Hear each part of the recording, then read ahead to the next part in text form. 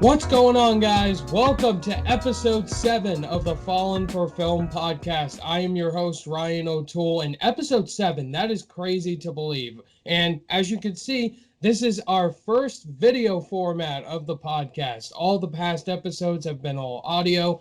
We now figured out a way. Colin's got an awesome webcam, so he looks nice, and now we're ready to go. Now you can see his handsome face, bro. Yeah. The first time you're seeing Colin Williams' face.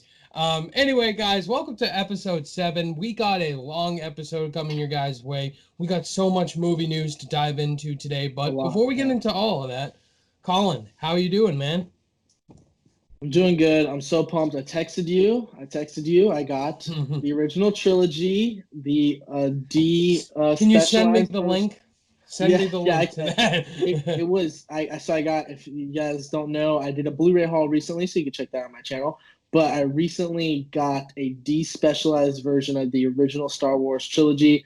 I was so pumped about it, and I got it the day I was recording the Blu-ray haul. That's why it was like still in May. Like I did it May 1st. But yeah. I watched A New Hope yesterday, which that or Return of the Jedi, I think, are definitely the most affected by the specializations. Empire is kind of a perfect film, so they didn't mess with it too much. But the New Hope, you could totally see how great it is without all the added George Lucas BS. So I picked that up, and it was shockingly cheap. Guess how much it was? $10, $5. Oh, okay. It was more than that. I'm way off. Yeah, it was $30, but I mean that's $10 a movie for like something kind of rare, for all 3 movies, Yeah, so, yeah, that's actually a pretty good deal, for something that rare. Rare, yeah. So it was funny. That always happens whenever you tell somebody like, guess how much it is. They always like go way lower or way higher because they're expecting it to be like a different expectation. So I'm like, oh my god, but whatever. It was pretty awesome though. Yeah, so you posted your Blu-ray haul. I posted mine as well. I got a big haul. Got the James Bond series. I got Citizen Kane, which I just uploaded my review on. I don't know if you saw that. I didn't watch it. I skipped to see what your score was because I didn't want spoilers. So you haven't seen the movie yet? No, okay. It, yeah. Don't watch a Family Guy episode because they post a spoiler. I just saw. When I was like, and then you're like, oh, we're gonna go full spoilers. I was like, oh, and I skipped to the end to see what your score was. A+, so that's pretty encouraging. I need to see it. That and Casablanca are definitely on my classic film like kind of list. So. Yeah, I actually ordered Casablanca on Blu-ray because I'm curious to rewatch it because Oh, really? You've seen it? No, I have seen it. I saw it in film class. I need to rewatch it. Yeah, when I was in film school, or not film school, film class. I always say film school. Yeah, I majored in education. Just so you guys don't know. Not even any close, but the film class I took, we studied the editing in Casablanca, like a couple scenes, because it was like one of the most revolutionary editing, like kind of seamless. And so yeah, we definitely, I definitely need to watch the full thing. But what I did see was freaking phenomenal, honestly. Yes, we both have our coffees today. Actually, this is water. I just look bougie with this. Well, yeah. Anyway, so get that Patriots mug out of here, man. Come on. Yes, I don't care if no Tom Brady or Gronk. Who did you guys draft? Like, I don't even. To be honest, I really don't know. Cody's probably screaming at me, Wyatt, how do you not know? But I know we got linebackers because Kyle Van Noy left us. Jamie Collins left us. We got a lot of defensive players. I know we got a tight end. Tua, bro. We got Tua. We got 2 tight ends. Oh, yeah. Well, you got to play strong. But, I'm a Kyle Van Noy, he went to the Dolphins. Yeah, Dolphins. So the Tua was like one of the best quarterbacks last year. I'm a big college football fan. So, like, seeing, like, I watched him play a lot. So it's kind of cool having, like, that be your quarterback. Because, you have, what's his name again? I can't properly Tua Tagovailoa. So he's your quarterback. He's from Hawaii. Yeah. Okay. So I'm a Patriots fan. Colin's a Dolphins fan. So it'll be very interesting. To get along. Yeah. Whenever Brady was with us, you had no chance. But you beat us a couple times. But yeah, Miami Miracle. Come on. Yeah. Anyway, so I don't know if I'm gonna root for the Patriots or the Bucks this year. Probably both. I don't know. whatever. Whatever. Florida. Yeah, so anyway, guys, before we dive into everything we have in store for you guys, if you're curious to know where you can find us on other podcast platforms, well, you can follow us on Spotify, Google Play, and iTunes. So be sure to check us out over there. Be sure to rate us and all that. We would greatly appreciate it because we do it here and as well as on those podcast platforms. So, Colin, we got lots to talk about today, man. Yeah, we do. A lot of news. Like, I'm looking at the docket. It's like the Declaration of Independence right now. My goodness. Colin, anyway, before we actually get into the docket, you actually want to dive into something really important? Because I know we've gotten some questions before from people saying, what do you think the state of movie theaters are at now? Because, new releases aren't going to be coming out until July or August. I know Tenet still has its release date in store. Wonder Woman's coming out in August and some other releases.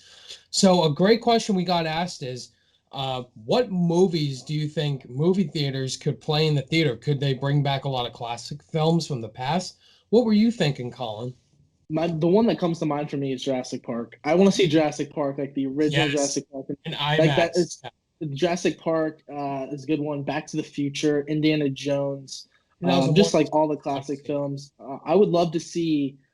I did see the original Star Wars in theaters. For when I was in high school, they did some sort of fundraiser for like the lacrosse team or something like that, and you went to the local movie theater and it was like $5 to see probably the specialized version of A New Hope. I don't remember; it was a long time ago. So yeah, man, I would love to do that.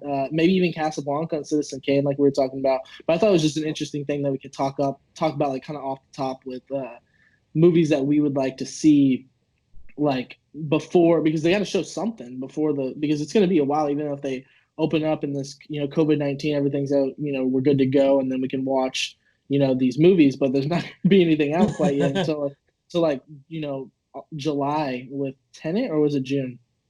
Tenet was July.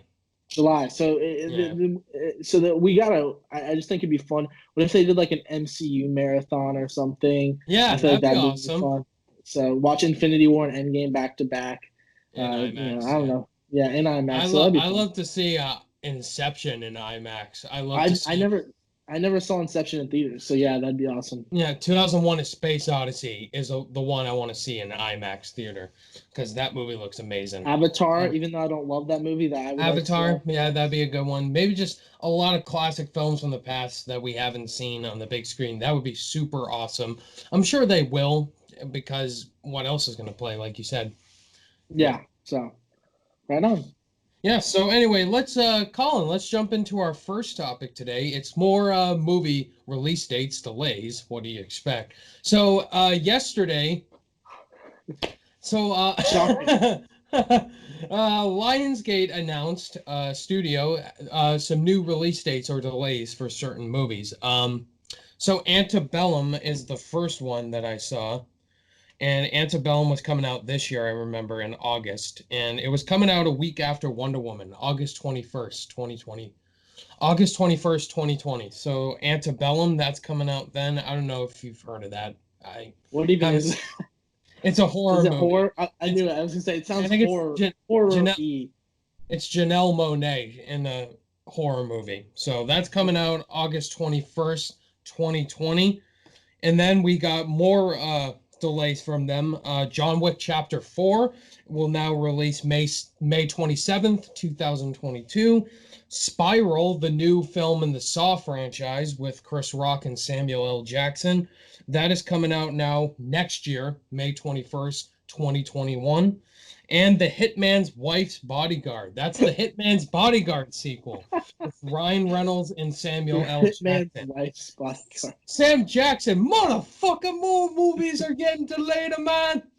That's coming out now August 20th, 2021. So, first of all, I had no idea the Hitman's Bodyguard was getting a sequel. I didn't know either. And then I looked it up, and I was like, oh, and it cost like, I don't know, I can't remember, like 30 million, and it made 180. So maybe it costs a little bit. Maybe it costs a little bit more than that. But I know you were talking and you said that they spent a lot of money on marketing, I guess, because there was a lot of There was marketing. so much marketing. So they got their dollars back there because it definitely made money, or else they wouldn't be making a sequel. Unless you're Blade Runner 2049, which we're glad that movie came out. The first Blade Runner didn't make any money.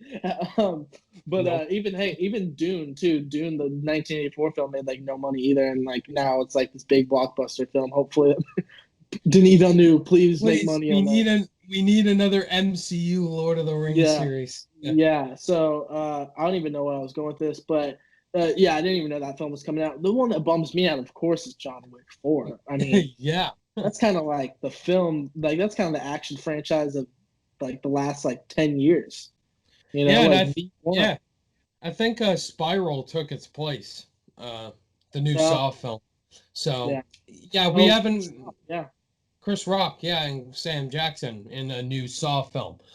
So I did see the trailer for the new Spiral movie. It looks okay. I wasn't Looks really, interesting, but yeah, you know, I'm not a horror guy, so I'm not really into the Saw franchise. I saw Jigsaw, that was not good, and the other ones are, the one James Wan did's fine. But yeah, John Wick Chapter 4. I was looking more forward to that than The Matrix 4, to be honest. Both for Keanu Reeves. And just I love the series because they're so good. And now we have to wait 2 years now for John Wick Chapter 4. So it's yeah, a bummer. And it's yeah. not shocking at all. But though I will say, was it supposed to come out in 2021, right? I guess 2021, right? Spiral, yeah. No, No, I'm talking about John Wick 4. 2022. We have to wait 2 years for that. Oh yeah, but it was supposed to come out in 2021 though, right? Yes, yes. Spiral took its Yeah. place. Yeah. Man, John Wick 3 was so good, man. It was so it might be my least favorite. It might be my least favorite John Wick film, but I loved it. Like Really, it probably has the best the action. second one's my least favorite. Yeah, I'm a big fan of the second one for some reason. I don't know what it is about my movie opinions with like within trilogies. Like Temple of Doom is my favorite Indiana Jones movie, and like Yeah, that's you're like a not lot. alone on that. Some Yeah, people love Temple of Doom. yeah, and then well, I mean, obviously the least favorite. I'm talking about the main like trilogy, but Kingdom of the Crystal Skull easily takes that Yeah, place. But John Wick, people are like, oh yeah, the second one probably has the weakest story. I mean, I love John Wick too. I love yeah. so I mean I love all of them. Yeah, John Wick 2 is probably They're my all favorite. But great. There's no right or wrong answer for which one's your yeah, favorite. Yeah.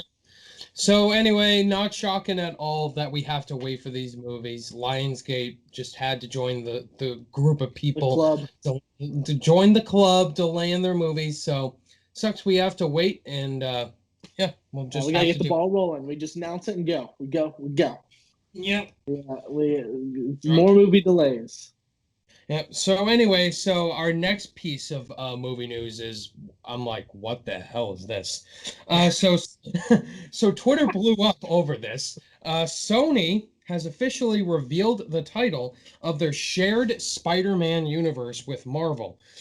And the title's called Sony Pictures Universe of Marvel Characters. Spunk, spunk. Spunk. Oh my goodness. Spunk. So anyway, we all agree this is an awful title.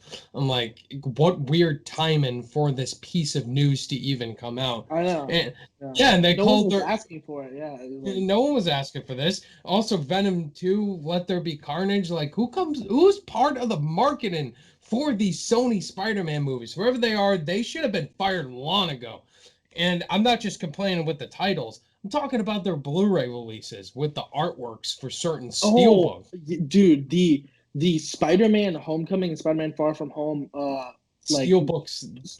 well, not even just the steelbooks. I think all except for like the like, there's a couple of the posters that have been cool, like the one him laying down with the yellow jacket on.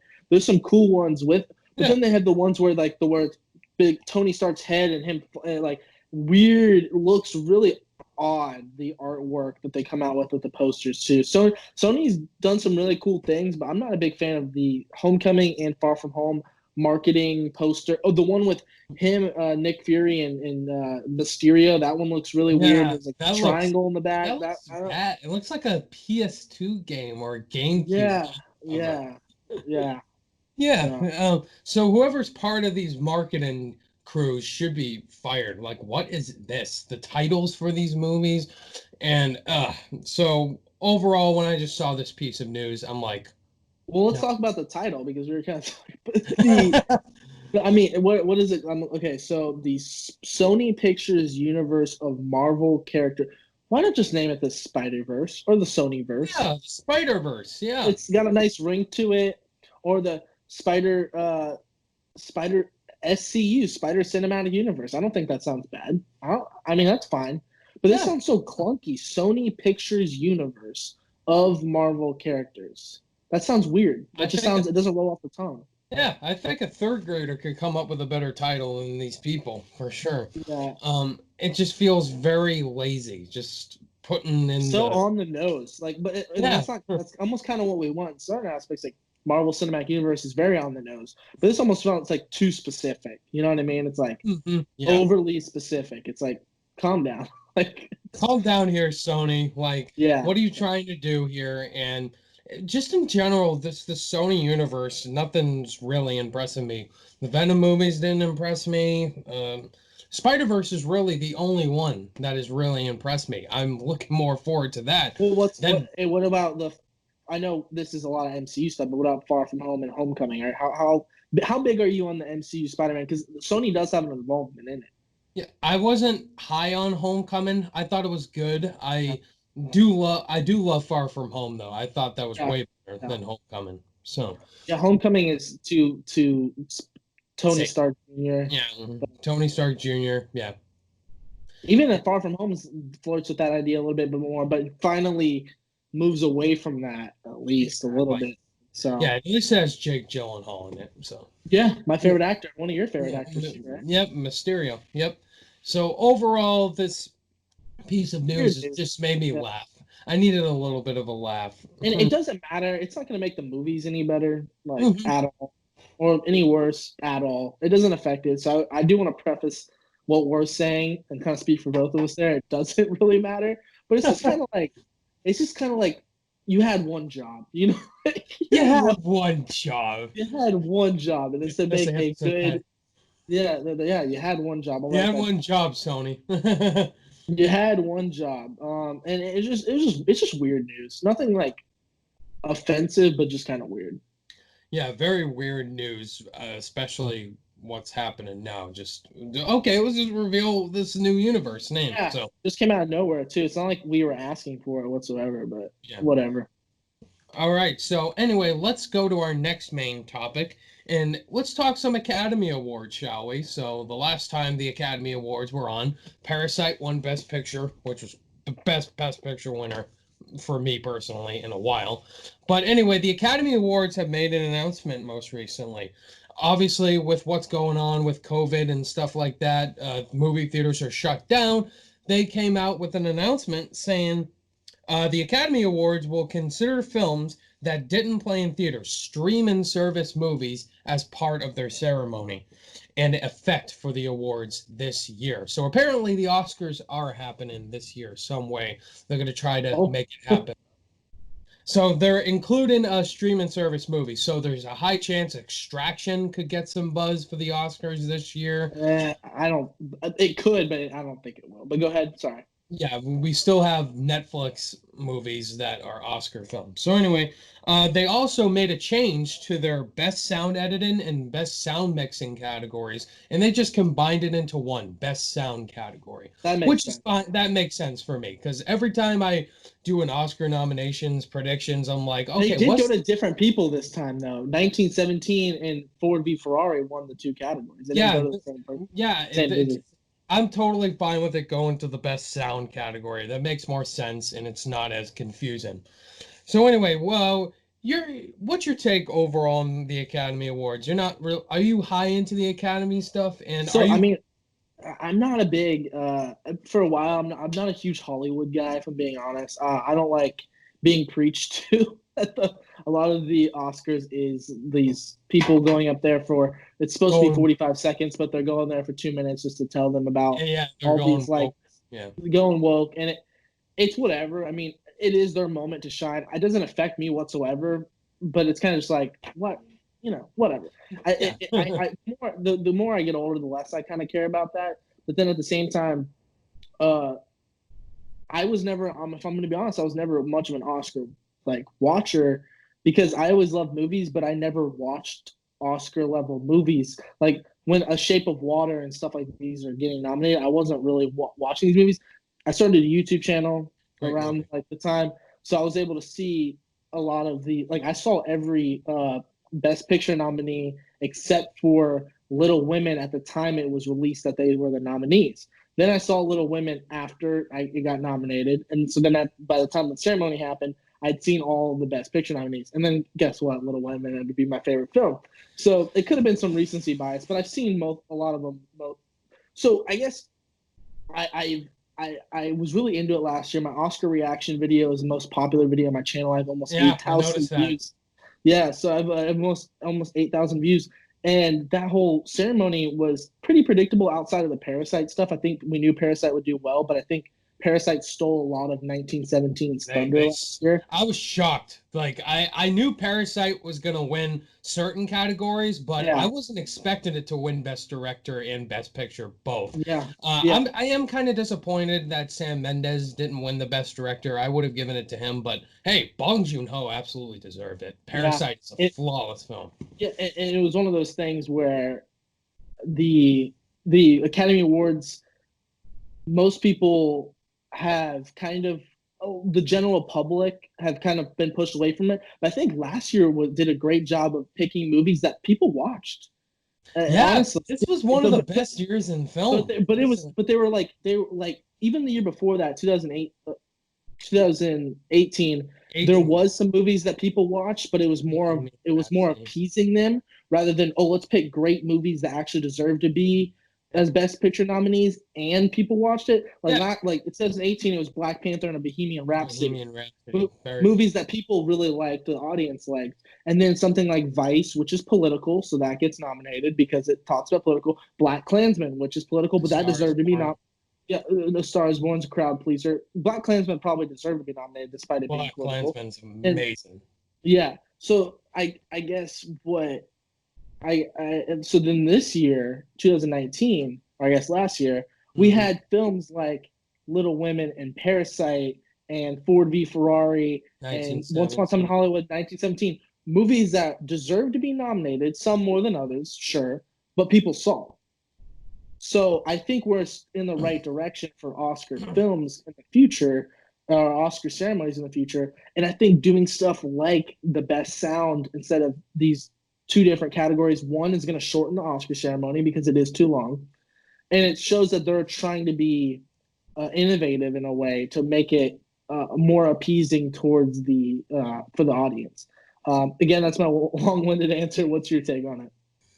Yeah, I totally agree on the sound stuff. It makes perfect sense. The ceremonies go on for way too long. They got to shorten the speeches as well. I'm fine with that. Totally fine. It's going to best sound. Anyway, I think last year was one of the best years in cinema, and that's a main reason why the Best Picture category was stacked and that a majority of people have seen the films. And Joker as well was nominated. Everybody saw Joker. And it's many people make the comparison with Joker and Bohemian Rhapsody. People say, oh, those are very controversial films. They only got nominated because of Rami Malek and Joaquin Phoenix. And I disagree with the Joker part. I think Joker's a great film despite the controversy. And Joaquin Phoenix does carry that film on his shoulder. And Rami Malek carries Bohemian Rhapsody on his shoulder. But I think in general, Bohemian Rhapsody is just overrated in general. I have a question that's a little bit kind of annoying. I know you said in your Blu-ray video you haven't seen Bohemian Rhapsody. Yeah, no, I got Rocket Man, so I want to compare the two films too. My girlfriend's seen both. She really liked it. So I guess you probably prefer Rocket Man. But Taron Egerton was robbed. I was shocked he didn't get nominated. So was Adam Sandler, but we'll talk about that later. I think I have a question from we got a question from somebody, so we'll get into that. So we'll get into it, and then I guess we'll move into streaming this stuff. Well, first of all, Marriage Story and Irishman got nominated last year, but they still had a theatrical run for a couple days. I guess they had to qualify. So that's why because they Netflix made this film saying this is going to be an Oscar potential film. So both those movies, so that did go out to theaters for a little bit. But then, yeah, I mean, it makes sense. So movies like, let's just say for some god awful reason, this movie cost $250 million to make. Let's say Tenet goes straight to VOD. Let's just say it did. You're telling me that it can't get a chance to be an Oscar contender because it went straight to VOD or went straight to HBO Max because it's a Warner Brothers film? Mm-hmm. I mean, come on. No, we can't. Come on now. Yeah. So this is Oscars again being smart, because 2018 they made some pretty suspect decisions. The whole Kevin Hart thing, the most popular film category, the making Kevin Hart apologize and saying and all that bull crap, and then picking the best pick. You like Black Panther. I'm okay with it. That shouldn't have been nominated for Best Picture. It just shouldn't have. So these films that are crowd pleasers and stuff like that, I feel like Oscars at one point didn't know what it wanted to be, and they were trying to be crowd pleasers, but I think it did the very opposite. Now they're going back to its roots, being smart, being innovative, coming up with these, the best sound category. And now, okay, we are aware of what's going on around the world today, so we're going to make streaming services available. They're doing smart moves, which is encouraging to see from an organization that made some really dumb decisions lately. So I'm happy to see it. Yeah, I'm happy to see it too. It's shedding the light on streaming service stuff, because Netflix is the future, and there's so many great movies now on Netflix. They're stepping up their A game, and Extraction was a huge step up for sure. And I'm just excited that all these streaming service movies are going to get their time to shine in this coming Oscar season. So it's awesome. Alrighty, let's go to our next topic, Colin. This is some pretty exciting news that was announced. A Hercules live action remake is in the works. And the good news is that the Russo brothers have been assigned to produce the film. They're already attached as the producers, according to many reliable sources. So, Colin, this is some big news. The Russo brothers, after doing Extraction, they got a call saying, hey, we want you guys to produce a Hercules live action film for Disney. So overall, what are your thoughts on this news? Thoughts on Hercules and thoughts overall? Well, it's funny. Russo Brothers is kind of getting to work. You think like, hey man, we just made the biggest movie of all time. We're gonna, go take a trip to Tahiti with some, drink some alcoholic beverages out of a pineapple or something. But they've just got right back to work to prove that they can do stuff without Kevin Feige, which is kind of exciting. So I wasn't the biggest fan of Extraction. I know you liked it more than I did. I thought it was great action, but I just didn't think the story was all that great. And I think I got to kind of blame Joe Russo for that, because he wrote the script. Then again, I think he knew what the film was. It was not really a character-driven film or anything like that. So it is what it is there. But a Hercules animated film, or the Hercules animated film, is kind of underrated to me. Actually, like we talked about like Lion King or Aladdin, I really grew up watching Hercules a lot, and I actually really enjoyed it. And it feels like it's one that naturally lends itself to be a live action film, kind of more than any of them, because they've actually tried it before, but not like the Disney adaptation, the Disney cartoon adaptation, but just like the Greek mythology of it. Like Hercules, because he's like Legend of Hercules. Yeah, the Legend of Hercules. Was that Dwayne the Rock Rock Johnson? Yeah. No. The Legend of Hercules. Oh my goodness, that movie's awful, Colin. Is it? Not the Rock one. There's a completely different one. Okay, well, this will probably be the only live action Hercules I'll ever see, because because the only Hercules I ever really I care about the one that's the Disney adaptation, where it's going to have the musical, hopefully. Mulan's not having a musical, so maybe it won't. I don't know. But the funny thing is, and I'll ask you this one, who should they cast as Hercules? Now that's the question. Actually, Cody brought this up to me. Like, why don't you guys do a fan casting of some certain characters in the film? Would you want to do that really quickly? Try to think of some people? I mean, you gotta think. I can only do two. Thor has got to be not Thor. Chris Hemsworth's got to be especially with what they did with the MCU and then Extraction. Him being a huge, beautiful man that looks like Hercules. It's kind of it's kind of perfect, isn't it? With the Russo Brothers attached. So I don't know. What do you think? Alexander Skarsgård's a good choice. Charlie Hunnam's a good choice. Chris Hemsworth. I think for Hades, the villain, I think a good choice would be Richard E. Grant. Some people have been saying online. He was in Logan, Rise of Skywalker, also in Yeah. Game.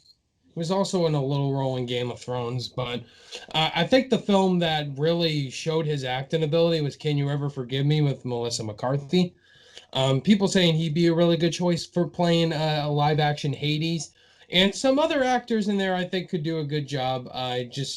Yeah, it's kind of hard, but yeah, and Hercules in particular, I've always been a fan of it too growing up. It's a good movie. I enjoy it. It's a little And messy, I think, but it's quite fun, especially with the yes, yeah. singing and stuff, that musical aspect. Yeah, and the Russo brothers just getting right back to work, like you said, after Extraction, which was a surprise to me, and I'm looking forward to seeing them produce this Hercules live action installment. Yeah, man, it's one of those things where you're waiting for this news to come. You know what I mean? Like they're Yeah. making like they actually we haven't. I don't know if we talked about it on any podcast. I don't think we're gonna do a Robin Hood too. So live action one that which that sounds horrible. I cannot care less about that.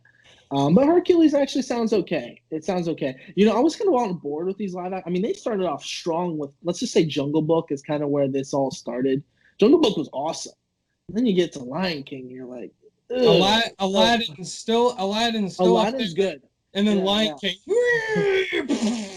Yeah, and what was the one that kind of made people kind of question? The one that people kind of was a little bit mixed on, and I when I saw it, I was like, yeah, it was all right. And then I thought about like, yeah, it was Beauty and the Beast. It was like, yeah, it was kind of. Yeah, it just went kind of to a screeching halt. So maybe Mulan can kind of lift our spirits with that. I feel like it has a chance to. And then let's see Hercules, hopefully too. So I'm kind of excited, I guess. I mean, it's a Disney.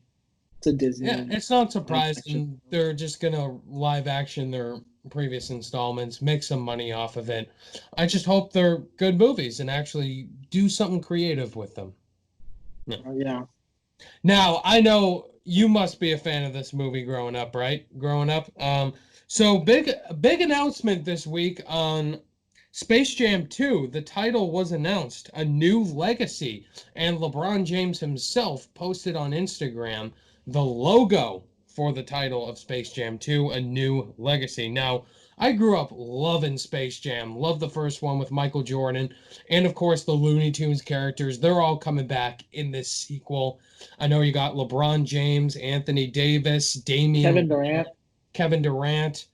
I'm probably missing somebody. But anyway, so Colin, what were your thoughts on Space Jam growing up? Are you excited for the sequel with LeBron and all that? Give me your thoughts, man.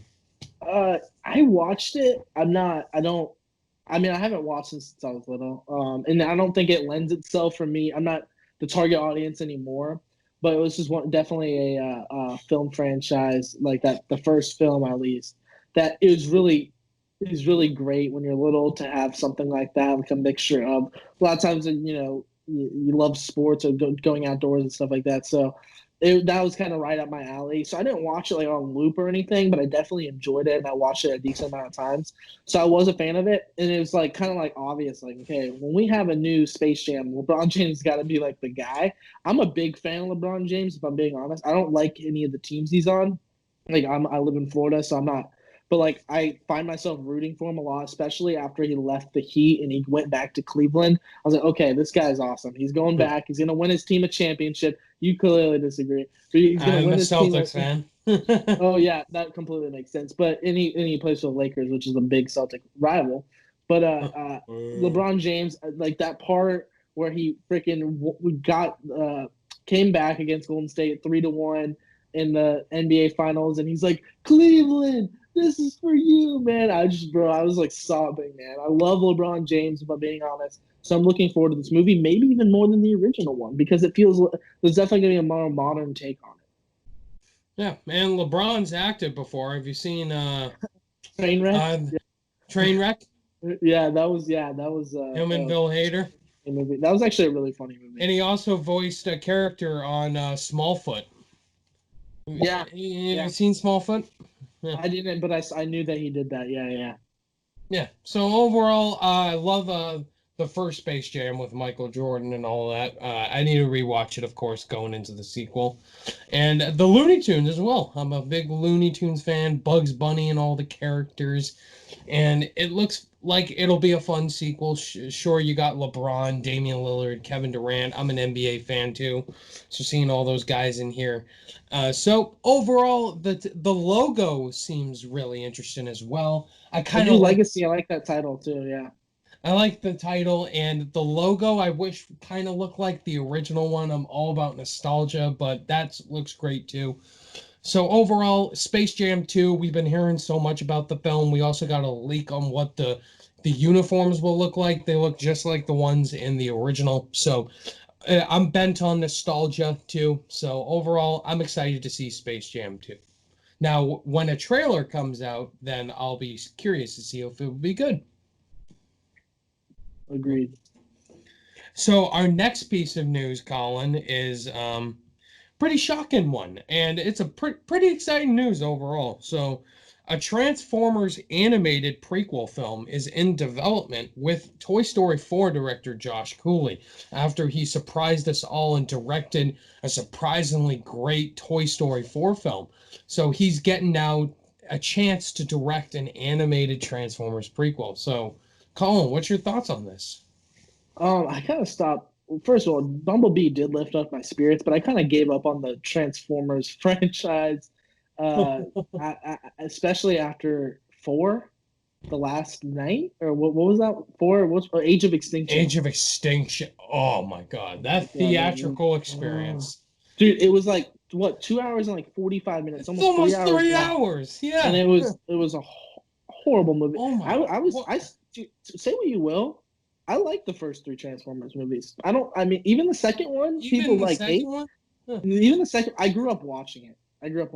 I was, I don't know how old I was, but I watched the second one a lot, and it's a horrible movie, but I mean, I like it still. You know, it's like at least the third one, the Battle of Chicago. And I didn't watch the animated Transformers cartoons or the animated movie or anything like that. So you probably are more excited than I am, if I'm being honest. It's the only thing Bumblebee was good though, so I mean maybe that kind of excites me. But if I never got a Transformers movie ever again, I basically wouldn't care. So what's your thoughts? Yeah, Josh Cooley did Toy Story 4, so anything you can give. That's true. Yeah, so that'll be cool and exciting. You gave Travis Knight, who did Kubo and the Two Strings, my favorite Leica film. He did Bumblebee. So I'm very excited for this news overall. Yeah, don't really have much of a take on it.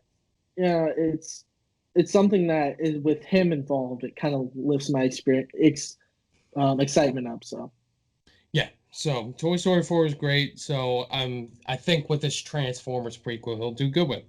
So now let's get to the big topic of discussion all week long. Twitter blew up. Pretty much every social media platform blew up because of the whole AMC versus Universal clash going on. So AMC Theatres has said they will no longer play any of Universal Pictures' films because of comments made by NBCUniversal CEO Jeff Shell.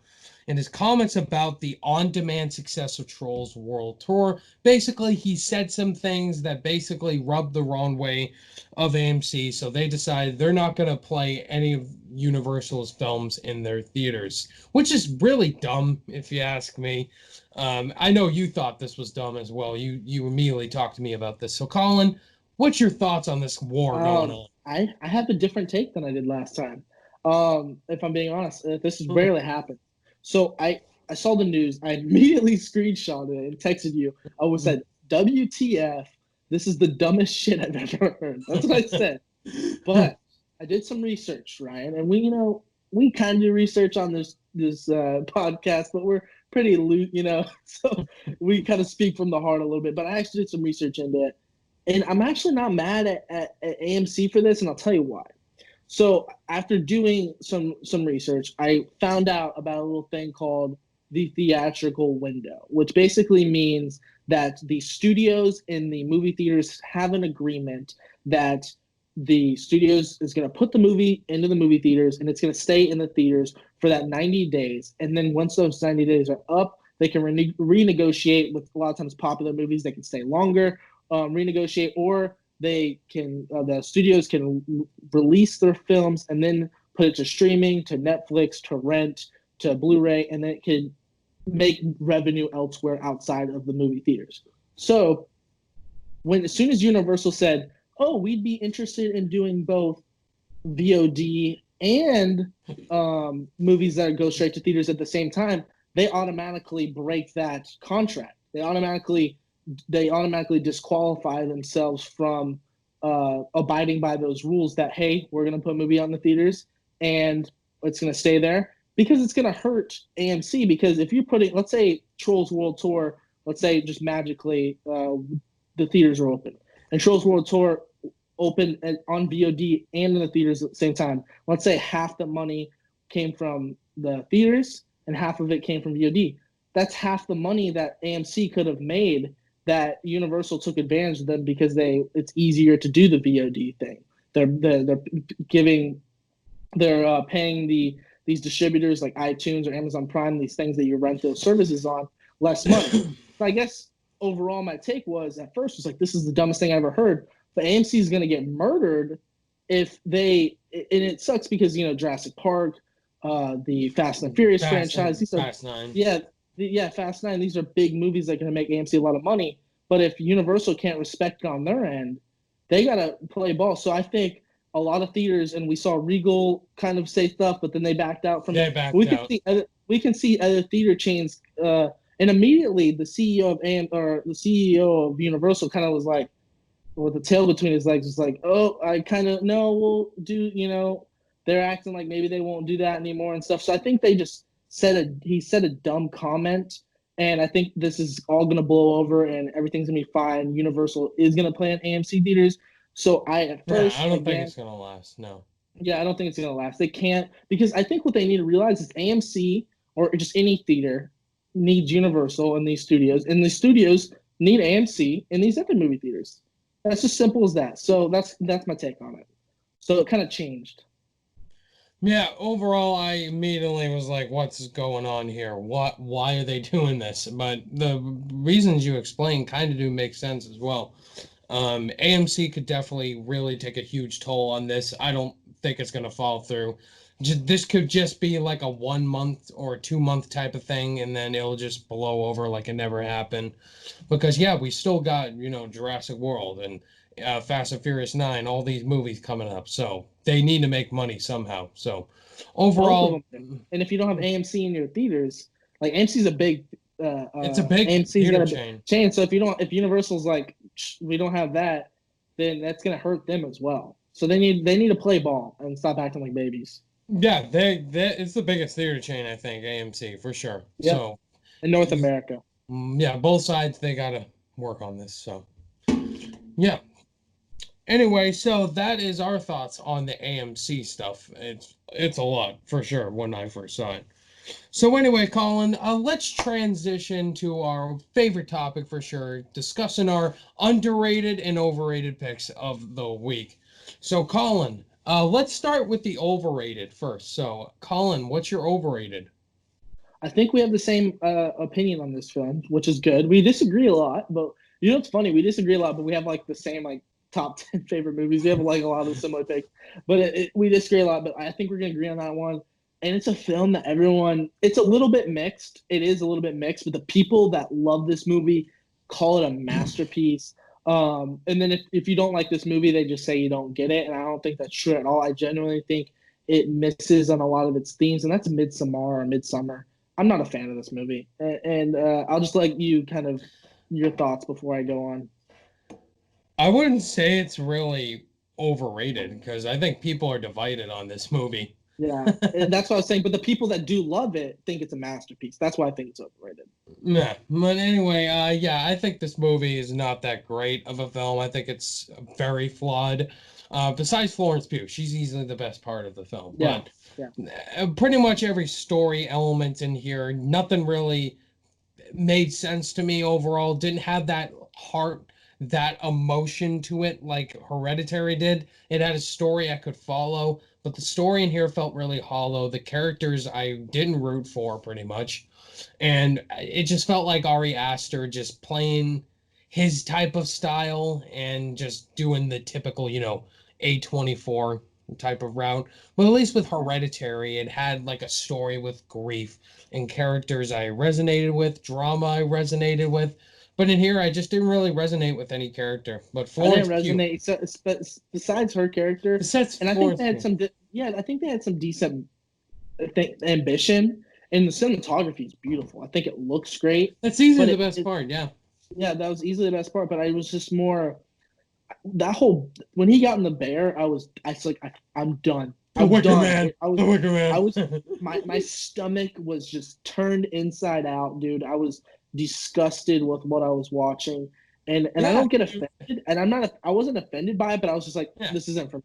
This isn't for me. Some people saw like Yeah, episode which one. is burning each other like too much for me.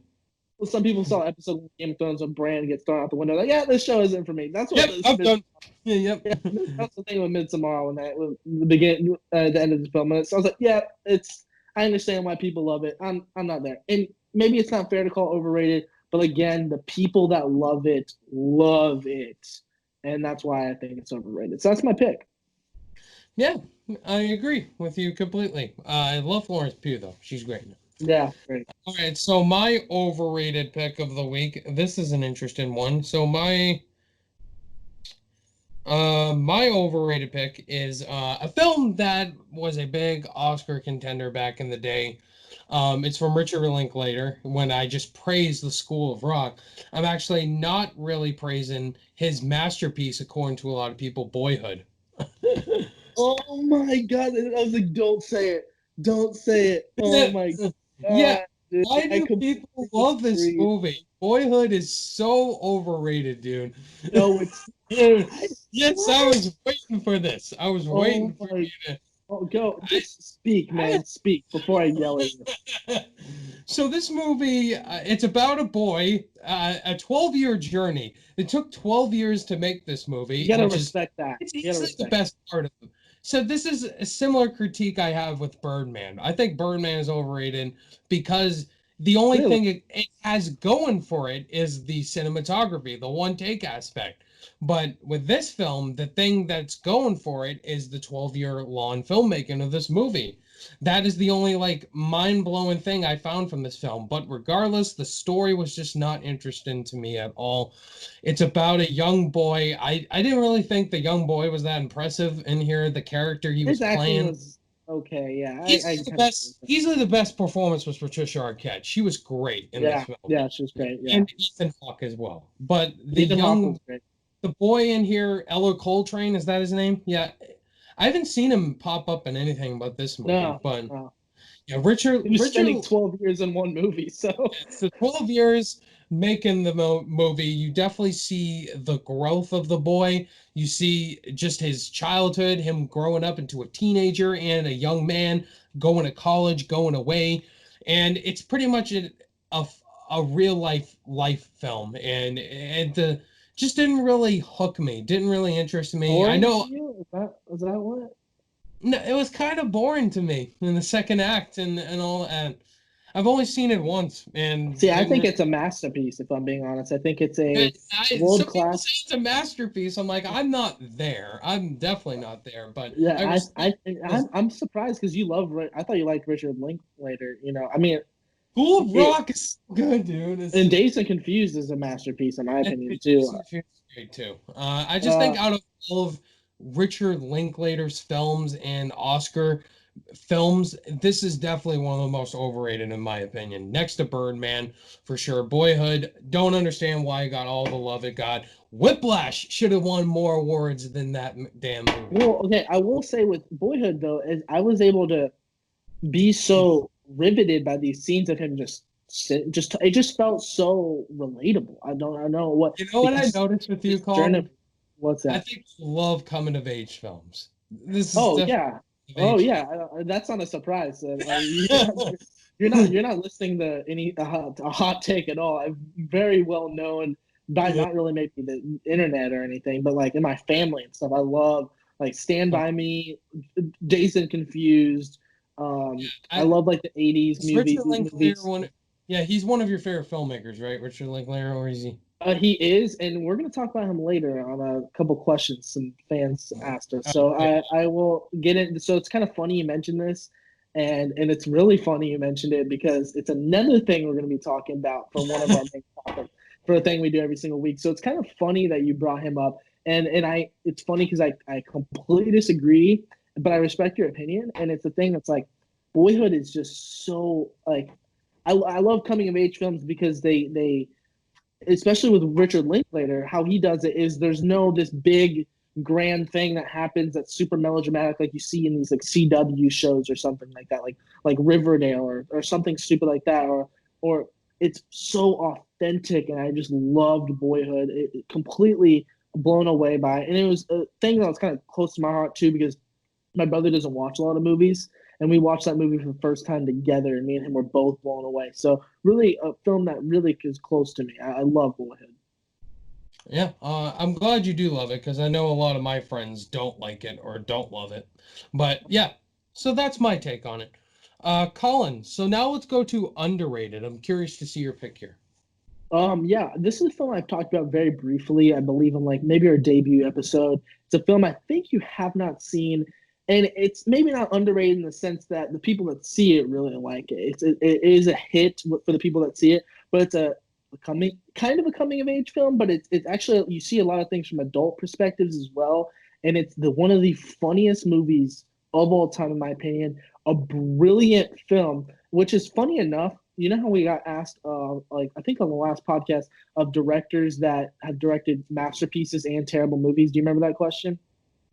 Yes, my cousin Patrick Preston. Yeah, the director, the director of Downsizing, Alexander Payne.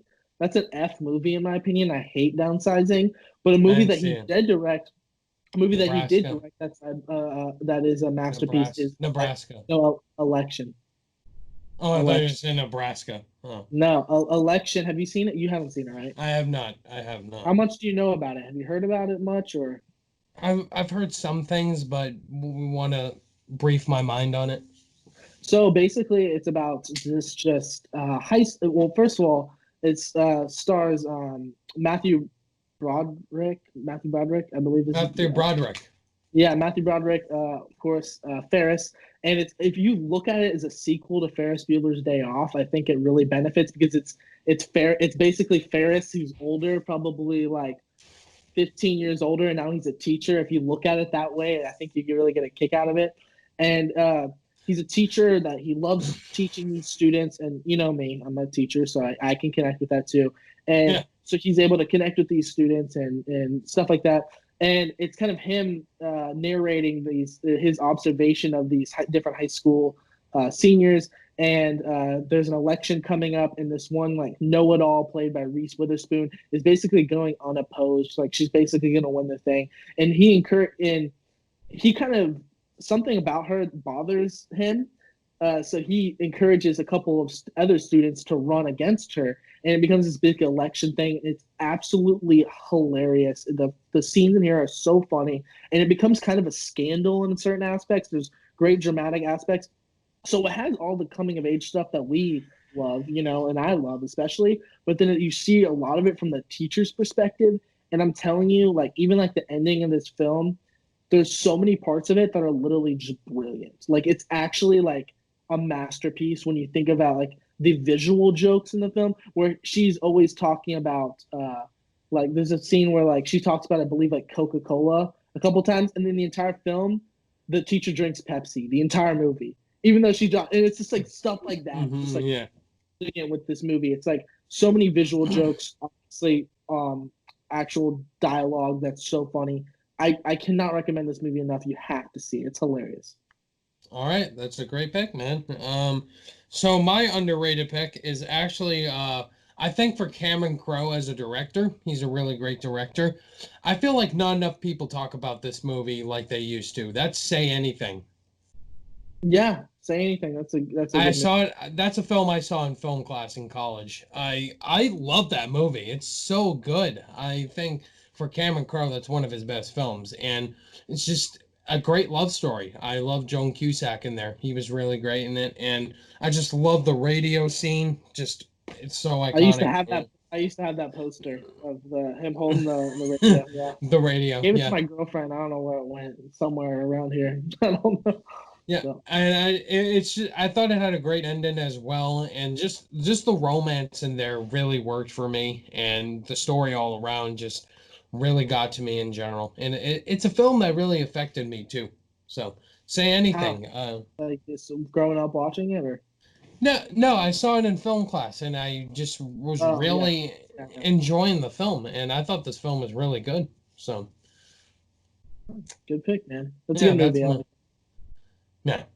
So anyway, that is our underrated and overrated pick of the week. So yeah, I know we had a fire in there on Boyhood, but yeah. All right, so now let's go to our next topic.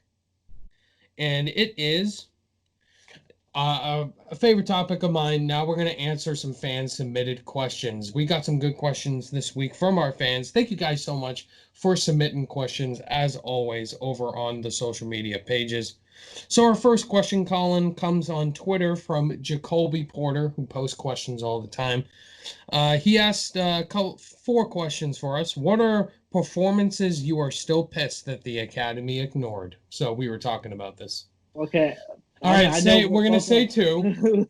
Three, two, Two. one. Adam Sandler. Adam Sandler, Uncut Gems, Jake Yeah, Gyllenhaal, Nightcrawler, yeah, Willem Jake Dafoe, The Gyllenhaal. Yeah, yeah, Lighthouse, yeah, yeah. Amy I think Adams, Arrival.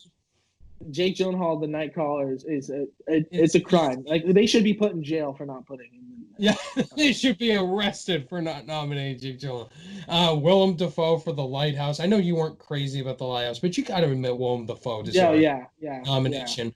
Um, so yeah, Adam Sandler as well. They should be arrested for not nominating him for Uncut Gems. I don't care if he was in crappy Netflix movies. Like he That's what was. their excuse was. It's like, what does that matter? That's the Netflix guy, right?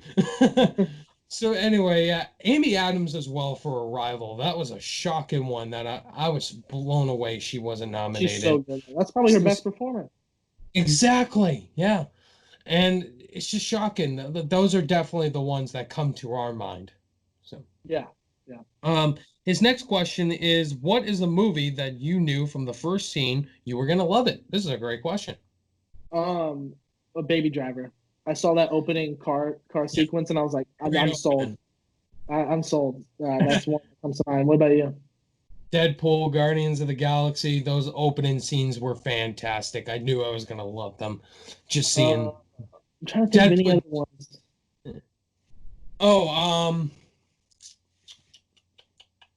trying to think of some other ones at the top of my head. Thor Ragnarok was when I saw this. I was like, you see Joker, like the Led Zeppelin playing, and you're like, ooh, oh, The Dark Knight. The Dark Knight. Dark Knight, That's the bank robbery scene is one of the best Empire, opening scenes. Empire Strikes Back, 2001: A Space Odyssey, with the dawn of man, the apes. So Yeah, yeah. yeah, those are some ones that come off the top of our head. His next question is, with Deadpool being in the MCU now, what are your expectations? I don't think he'll be I in the don't, I action. don't, I He's don't not know. gonna. He could pop up in a funny end credit scene of an Avengers movie, but not in the actual film. I think if Marvel were to have Deadpool be in the MCU in some way, it would be in his own universe since they're going to keep it R-rated and not PG-13. And I think it would be cool if he did pop up in the end credit scene of one of the with Avengers with movies. a It would with be a like a Disney like Mickey Mouse hat, Mickey and he's Mouse just like hat. cool, and he's like coming in, he's like walking into Disney. He's like, oh, I'm in a new studio He now. actually tried to say the F word and goes beep boop beep boop or Yeah, something like yeah, it does some sort of beep or something. He's like, what the? that. Oh, come I on, can't, beep boop beep boop I, beep boop beep I, boop beep boop beep I boop. can't effing curse. I Beep can't beep beep beep. I can't beep a curse beep beep beep. All right, I'm done or something Yeah, like I that. think that'd be great. I don't know how they're gonna do it. That's a great question because I don't know. They need to figure it out. They're the movie studio. You Yeah, guys figure it out. Ryan Reynolds has been teasing stuff for sure on his Twitter page when it comes to Marvel. So Yeah. walking into Disney World was great, or something like that. Yeah. Yeah. And his final question is, favorite performance from your most overrated actor? Mine's George Clooney, and I love him in Ocean's 11. I don't think he's a bad actor. I He's just think he's great. overrated. Oh, yeah. Ocean's 11, he's great in. So I don't really have a choice for an overrated actor. That's something that I was really, thinking about. Like, what actors do I really find overrated? I mean, well, you don't like Jennifer Lawrence. so yeah, for Jennifer Lawrence, I think my favorite performance was Winter's Bone from her. I I saw that. I saw that film in film class. That's her best performance, I think. You should definitely check out Winter's Bone. It's such a great performance. And I think that was her first film she was in. I was gonna And say it sounds pre Hunger Games because after Hunger Games she's done like A-list she was movies, not. blockbuster movies. Yeah, she was 18 years old and she was nominated for the Oscar. So that Oh, was easily my favorite performance from my most overrated actress, Jennifer Lawrence. yeah. So anyway, thank you for those questions, Jacoby Porter. So on YouTube, Chandler Langley, one of my good friends on YouTube, asked us two questions. The first one, we'll plug this real quickly. He asked us, what movies do you guys find to be the best to watch under quarantine? Colin and I already did a top 10 list on the very first episode of this. So if you want to watch that segment, just skip to it. Basically, all the things we said you should check out are some of my favorite franchises. Also, some classic films if you've never seen them, like Citizen Kane, I did a lot of Godfather. like 80s movies and 80s stuff. movies. Colin said a lot of 80s movies. Empire. Pretty much all the fun stuff you would want to rewatch during quarantine. Yeah. Yeah. So you can go check out episode 1, Chandler, of the podcast. We dived into a top 10 on that. His second question is, what was the first movie that made you cry? The first movie that made me cry was Toy Story. The first one.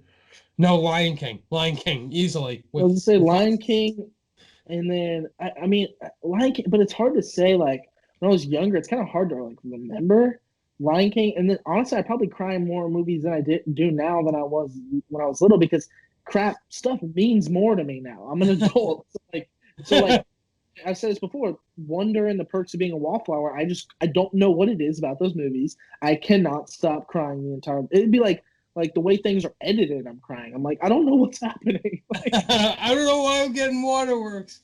Yeah. So So those are the movies. Lion King for me was the first film I cried in with Mufasa's death. I'm Obviously. sure I cried, but I don't remember crying. You know what I mean? So like Yeah. How can you remember that?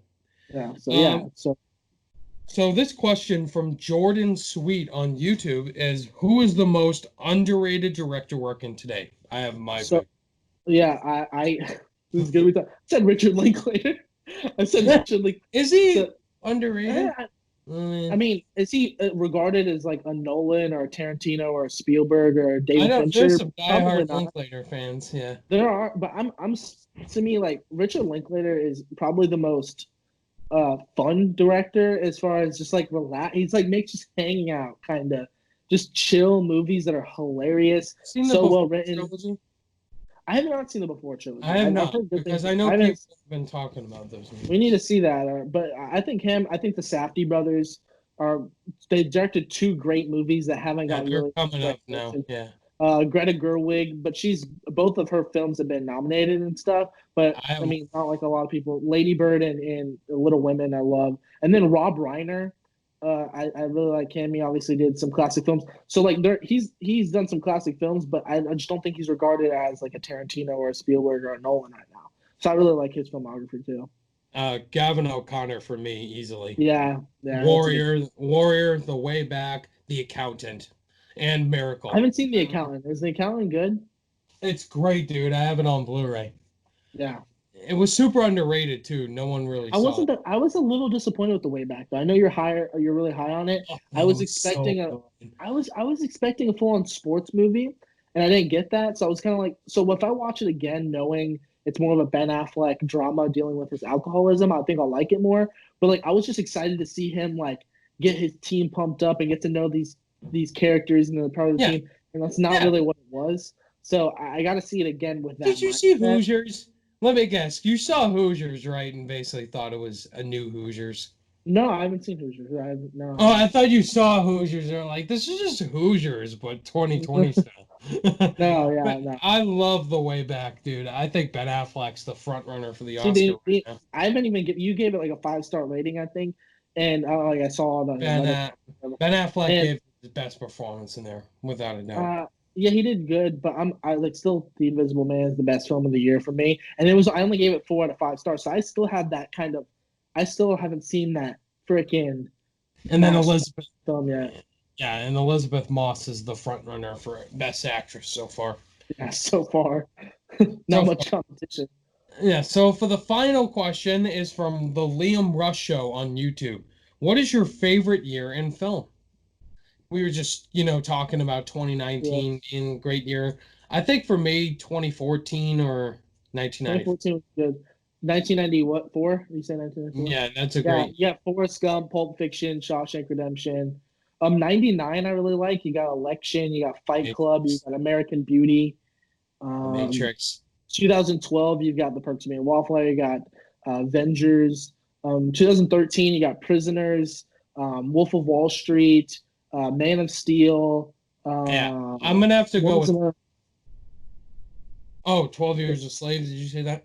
No, not 12 Years. So there's another one that is great in 2013. I can't come up with on the top of my head, Prisoners? but Did you say Prisoners? Prisoners, yeah, Wolf of Wall Street, Man of Steel, and there's another one that I really loved. I can't remember it Yeah, off the top of my head. I'm gonna have to go with 2014 because you got Dawn of the Planet of the Apes, Whiplash, Guardians of the Galaxy, X-Men: Days of Future Past, Edge of Winter Tomorrow, Soldier. Winter Soldier. Yeah, I'm trying to think of okay. it. What? Oh, Nightcrawler came out in 2014. Nightcrawler. Yeah, Gone Girl came Gone out in Girl. 2014. That was great. Gone Girl was a fantastic movie. Hmm. Love David Fincher's my favorite director, so anything that he directs, I like. So, Yeah. All right, so. so those are some great questions, guys. Thank you for submitting them as always. And if you want your questions submitted, please submit them on social media so we can answer them here. So anyway, our next topic, Colin, is all right, let's get to our top five list, shall we? You brought this up.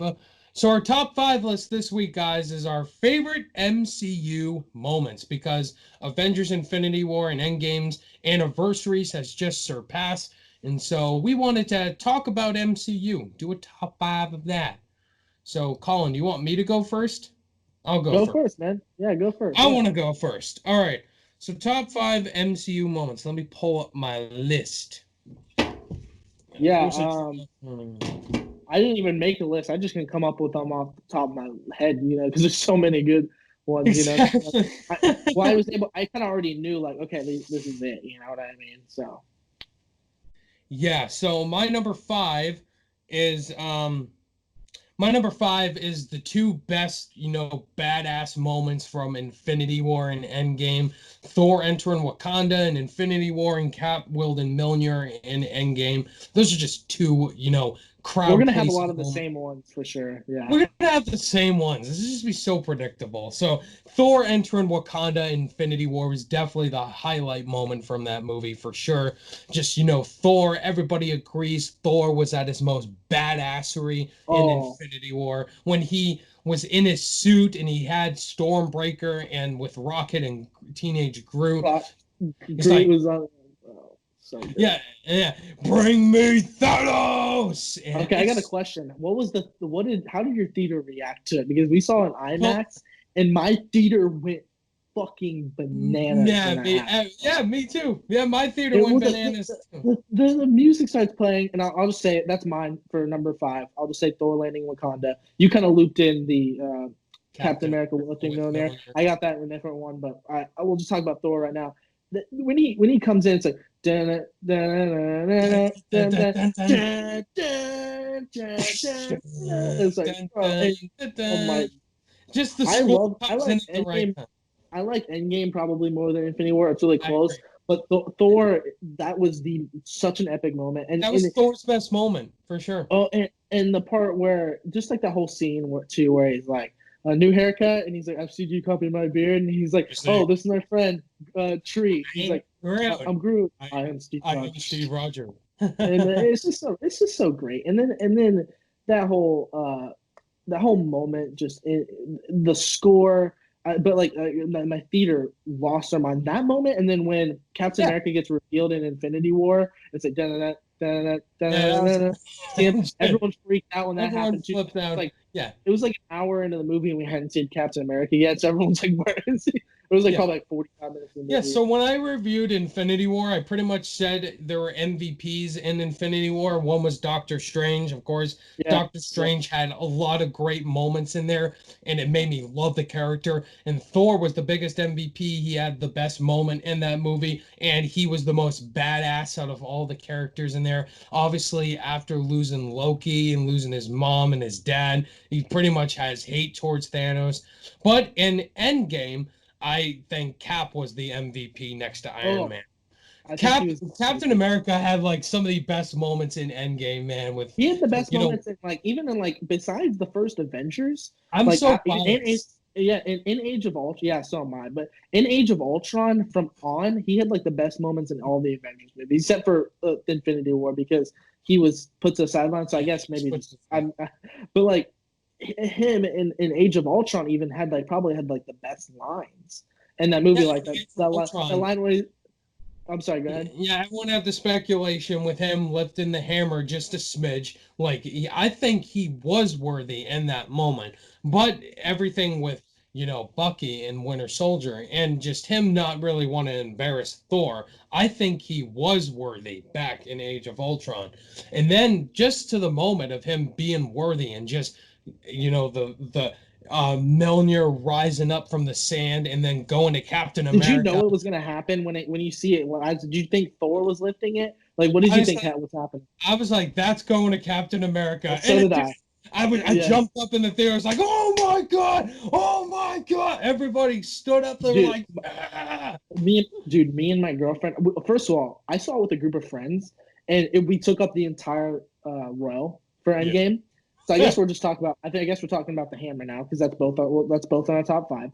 Yeah. So I guess we'll just say we talked about Thor landing Wakanda. Now we're on Mjolnir. And that whole yeah. So we're on that whole area right now, and we took up the whole thing and the whole row, and he gets it, and I'm like, this is going to Captain America, and it hits freaking Thanos. It goes back. It's like, no way it's going to Tony. No way it's going to Thor. It's going to Cap. I was like, oh my God. I was like, and then he's just like, lift and get the lightning. And then he was worthy then. Odin said, remember what Odin said in Thor Ragnarok? Are you the god of hammers? Or are you the god of thunder? Anybody who is worthy shall have this power. And Cap has the power. And just him, he's like the god of thunder too, man. That's kind of crazy. He was putting up a good fight against Thanos. Then he gets his ass whooped by him and gets his shield cut in half. So I put those two as a tie for number 5 because they're the definition of crowd-pleasing moments for Marvel. And I don't even have it in any particular order. It's on my list, but they're Which goes to my number 4. And that is the Avengers first assembling in New York City in the first Avengers film. That's pretty obvious top 5 right there.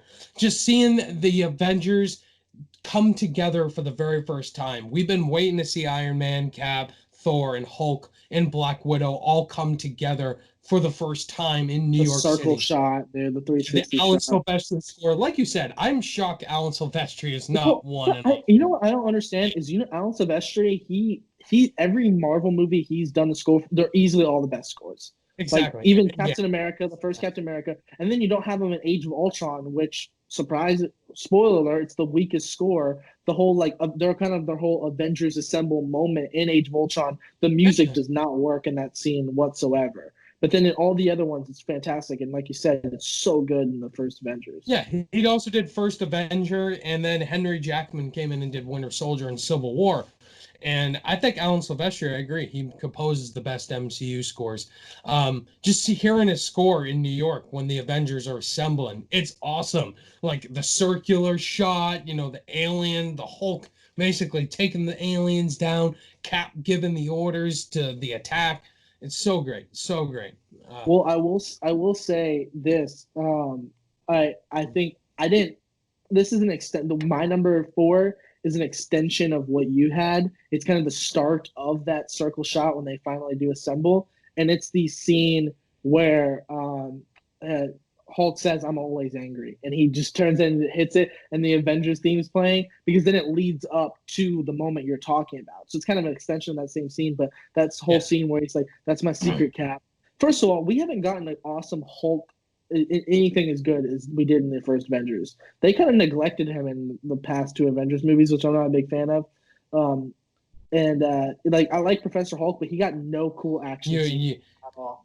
Yeah, you're just like my brother, man. He after Hulk got his ass whooped by Thanos in Infinity War, he just turns into Professor Hulk, and we didn't get that, that rematch between him and Thanos. I'm fine He with was that. so good. He's so good in the first Avengers though. So awesome. But that was easy. That's my and secret Ragnarok. cap. Dude, Ragnarok. Yeah, he was good in Yeah. Ragnarok, but Yeah. I'm always angry. Boom! Oh, so good. And then in Age of Ultron, his romance with Natasha, which was pretty good. That was kind of weird, but whatever. All right, so my number 3 is went nowhere. By the way, they have a romance and then they never talk about it again, which is kind of weird. They don't flirt or anything ever again. But whatever. Go ahead. So my number 3 is, I think, the 2 best action scenes in the MCU: the airport scene in Civil War and the bridge fight scene from Winter Soldier. And they're both Captain America movies, obviously. I got to go with the bridge scene in Winter Soldier. I think that's like my favorite fight scene in the whole entire MCU. Like, everybody talks about the final act in an Endgame, but I'm talking like choreography wise, this is the best without question. Like, Winter Soldier has the best hand-to-hand fights without question. When the highway fight scene goes on with Winter Soldier and Cap and Sam and Natasha, just the score that's playing by Henry Jackman's so badass, and the shooting, the guns, the knife scene where they're like flipping around, and then Cap with the shield when they're fighting each other one-on-one. It's so good, dude. It's so badass. And Sam too in this fight is really good. It's just so good. It feels like a Bourne movie in an MCU film. It's just awesome. Yeah. And the airport scene is yeah. in the airport scene. Everyone loves the airport scene. It's so awesome seeing all our characters fighting against each other. My only problem with that scene is I hate. First of all, my big problem with Civil War that I love Civil War is Vision. Vision sucked. He's a horrible character in my opinion. But he sucked in that scene. He was such a bad character. He was great in Age of Ultron, bro. Yeah, what? Yeah, yes, he's great in Age of Ultron. And then they don't know how to do. They didn't know how to write his character after that because then he was basically just pushed to the sideline. He's supposed to be super powerful, but every scene in Infinity War is just getting his ass kicked the entire time. The entire time. Civil War, when Spidey threw a bus at him, he was just like with his hand. That was the only thing he did that was any cool. But anyway. Also in Giant Man, he was flying in the air and then he bumps into Giant Man. He had a couple moments, but that's a pretty much perfect scene. You pretty much knew he was gonna get his ass whooped in Infinity War, dude. He was dead first beat. Anyway, the airport scene, and we got to see Black Panther for the first time in that fight scene. Again, I think Black Panther was so much better in Civil War than he was in Black Panther. Because he had a vengeance in Black Panther. Is just like, all right, I got to deal with my cousin now. Anyway, I still love Black Panther. But anyway, the airport scene, pretty obvious. So another one I will, since we're transitioning over to kind of Captain America, Civil War. Mine was the "So was I." Like, he's sorry, but he's my friend. And Iron Man says, "So was I." Yeah, the final fight scene. That's a great scene. Yeah. To me, like, the airport scene is probably the better sequence. But to me, that scene between Captain America versus Iron Man, the emotional level hits way harder to where I almost prefer the scene because of the emotion. Than just that part where Captain America's beating the absolute crap out of Iron Man, and then they analyze his body, and she's like, it's all good. Like, Friday's like, oh, we analyzed his body, his movements and stuff. He's like, let's kick his ass. And then he blocks the shield and he's just beating the absolute crap out of Captain America. I'm Team Cap, but it was kind of cool at the same time. So yeah, I like that scene. That's probably that's a really good scene. I forgot that. Anyway, so my number 2 is actually the portal scene. You thought the portal scene was gonna be number 1. The portal scene's great. I mean, it's awesome. who doesn't love the portal scene? Like seeing, all the characters coming back with the Doctor Strange portals and stuff, seeing like everybody in the entire MCU come into this big battle, this awesome moment, and Portal's my number one easily. and then you get to see Sam saying, "On your left," and Yeah. then boom, boom. Black Panther, Shuri, and Okoye come out of the portal, and then Alan Silvestri's beautiful score starts playing, and it's just great. And then the Avengers assemble. It's actually said for the first time. It's awesome. I'm sure everyone has this at number one, but I think my number one's more impactful. So do you have a number two?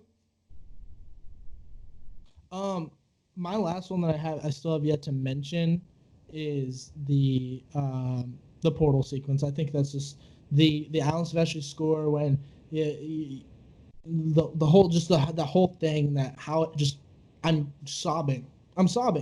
Like that's the most emotional scene for me. I love it, and yeah, that's definitely the scene for me that like you see just Black Panther come out and all of the Doctor Strange like people with all their Boom, boom, boom. And it's just like Avengers assemble. Yeah, so good. But my number one is actually I Am Iron Man, in both the first Iron Man and Endgame. That's just the best. That's just the best MCU moment, dude. I mean, when Tony Stark first says "I am Iron Man" at the end of the first Iron Man film, when does really a superhero expose his secret identity out in public? Tony Stark just says, "I am Iron Man." It's just so great.